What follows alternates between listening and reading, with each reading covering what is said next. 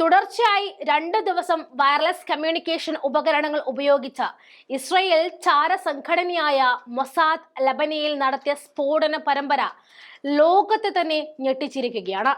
മാറുന്ന ലോകത്ത് ടെക്നോളജിയിൽ സാമർഥ്യമുണ്ടെങ്കിൽ എന്തും നടപ്പിലാക്കാൻ കഴിയുമെന്നാണ് ഈ സ്ഫോടനം ലോകത്തെ ബോധ്യപ്പെടുത്തുന്നത്. ഇസ്രയേലിന്റെ അപ്രതീക്ഷിത നടപടിയിൽ പതറിപ്പോയ ഇറാൻ അനുകൂല സംഘടനയായ ഹിസ്ബുള്ള പക്ഷേ ശക്തമായി തിരിച്ചടിക്കാനുള്ള പദ്ധതിയാണ് ഇതിനകം തന്നെ തയ്യാറാക്കിയിരിക്കുന്നത്.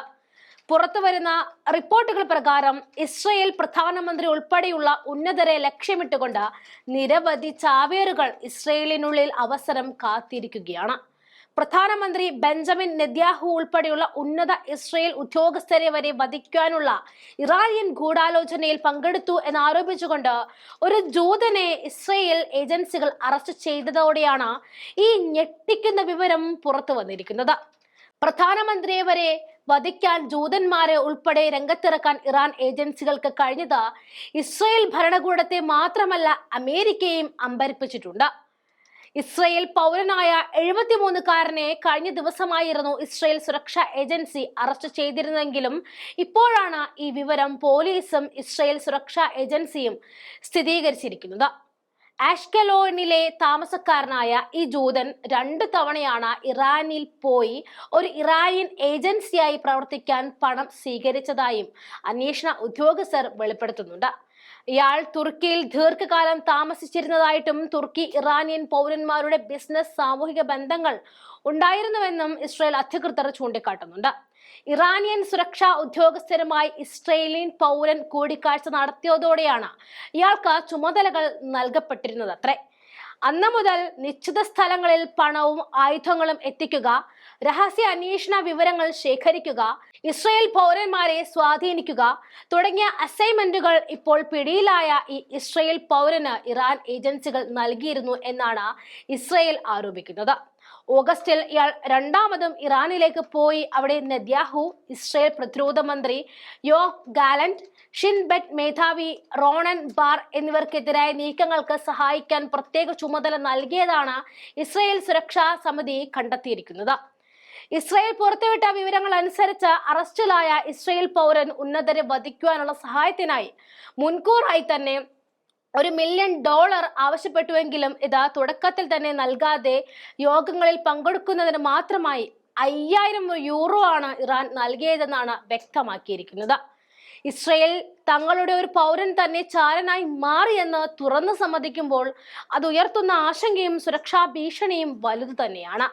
കാരണം ഇപ്പോൾ പിടിക്കപ്പെട്ടത് ഒരാളാണെങ്കിൽ പിടിക്കപ്പെടാതെ എത്ര പേരുണ്ടാകുമെന്നത് ഇസ്രയേൽ അധികൃതർക്കും നിശ്ചയമില്ലാത്ത അവസ്ഥയിലാണുള്ളത്. ലോകത്തെ ഏറ്റവും വലിയ രഹസ്യ അന്വേഷണ സംവിധാനമാണ് ഇസ്രയേലിന്റെ മൊസാദ് എന്നുകൂടി ഓർക്കണം. അക്കാര്യത്തിൽ ഒരു തർക്കവുമില്ല താനും. എന്നാൽ ഇതേ മൊസാദിന്റെയും സകല ഇസ്രയേൽ സുരക്ഷാ സംവിധാനങ്ങളുടെയും കണ്ണ് വെട്ടിച്ച ഇസ്രയേലിൽ ഒരു വൻ ആക്രമണ പരമ്പര നടത്തുവാൻ ഇറാൻ പിന്തുണയോടെ ഹമാസിന് കഴിഞ്ഞിട്ടുണ്ട്. എന്നാൽ ഇസ്രയേലിൽ പറന്നിറങ്ങിയ ചാവേറുകളെ എല്ലാം വകവരുത്തിയെന്ന് ഇസ്രയേൽ അവകാശപ്പെടുന്നുണ്ടെങ്കിലും ഇനിയും പിടിക്കപ്പെടാത്തവർ അവിടെ ഉണ്ടെന്ന് തന്നെയാണ് അമേരിക്കൻ ഏജൻസികൾ ഉൾപ്പെടെ വിലയിരുത്തുന്നത്.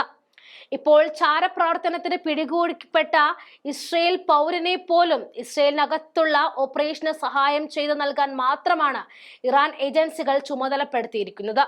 അതായത് കൃത്യമായ ആസൂത്രണത്തോടെ ഇസ്രയേൽ ഭരണകൂടത്തെ ലക്ഷ്യമിടുന്ന ഒരു നീക്കമാണ് ഇറാൻ പിന്തുണയുള്ള സംഘടനകൾ ഇസ്രയേലിനകത്ത് നടത്തിക്കൊണ്ടിരിക്കുന്നത് എന്ന് വ്യക്തമാണ്.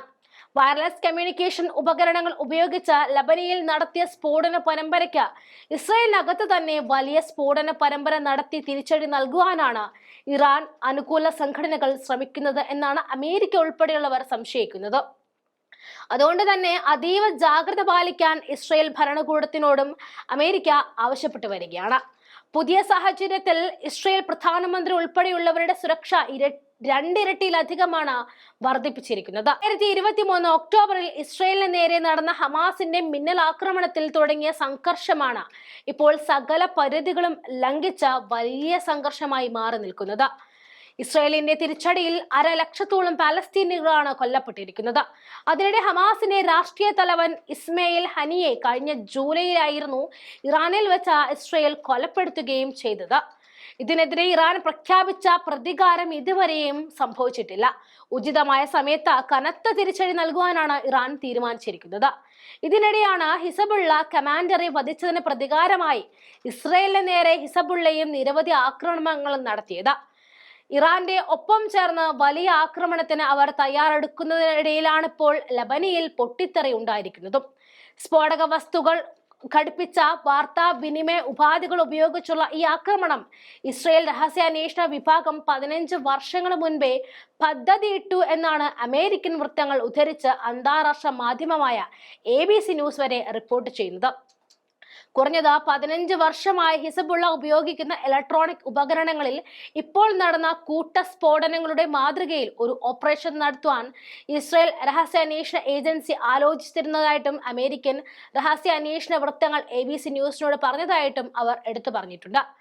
ഇസ്രയേൽ അകത്തു തന്നെ ഇറാൻ അനുകൂല സംഘങ്ങൾ പുതിയ പോർമുഖം തുറന്ന സ്ഥിതിക്ക് കാര്യങ്ങൾ കൈവിട്ടു പോകാൻ തന്നെയാണ് സാധ്യത.